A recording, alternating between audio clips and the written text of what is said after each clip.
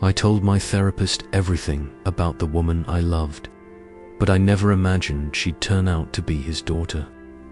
I used to believe therapy was just polite conversation in a soft room where you paid someone to nod while you talked.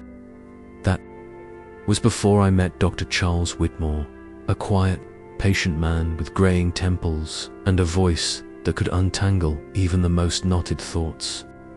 After the car accident that killed my younger brother, my mind had become a maze. Guilt, grief, and sleeplessness gnawed at me until my job, my relationships, and even my sanity were hanging by threads. Dr. Whitmore became my anchor. 3 times a week in his Surrey office, I poured my heart out to him about the accident, my failure to save my brother, and eventually, about her. I met Lily one rainy evening outside a bookstore in Chelsea. She was drenched, juggling her umbrella, books, and a broken tote bag. I helped her gather the books, and she smiled that kind of soft, curious smile that sticks with you. We grabbed coffee, and I found myself laughing, genuinely laughing for the first time in months. She was warm, witty, and guarded in a way that made me want to earn every word from her. I told Dr. Whitmore about her the next day. She makes me feel like I could have a second chance, I admitted, like I'm not broken anymore. He nodded, encouraging, never once hinting that he knew her, because he didn't, not yet. Lily and I became inseparable.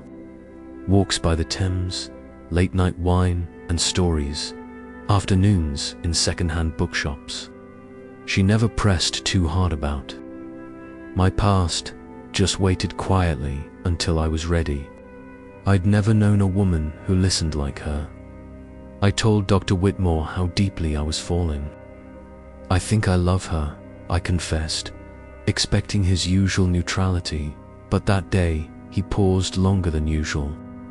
Be sure you know who you're falling for, he said softly. I brushed it off.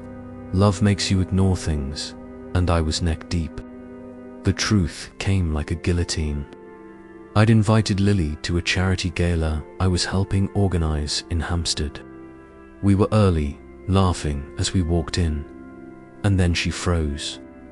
Across the room, Dr. Whitmore stood by the bar, drink in hand, and when their eyes met, something in her shattered. "Dad," she whispered. I felt like I'd been punched. I looked between them, my therapist, the man who knew every thought in my head, and the woman I was falling in love with. Lily stormed out. I didn't follow. I couldn't. The next day, I confronted Dr. Whitmore in his office. You knew. He looked genuinely shaken. I didn't. She's my estranged daughter. We haven't spoken in years. I didn't know it was her, but the damage was done. I stopped seeing him. I stopped seeing Lily. The guilt returned with claws sharper than before. Weeks passed. Then one day, I found a letter at my door. From Lily. She wrote about her strained relationship with her father, about how she'd run away at 18 after her mother died, about how she never thought she'd see him again, let alone fall for someone he was helping. But I didn't love the therapist, she wrote. I loved the man who stopped in the rain for a stranger, who held my hand like it meant something. You, I cried for the first time in years. I wrote back. We met in Hyde Park, both terrified, both a little broken, but finally honest.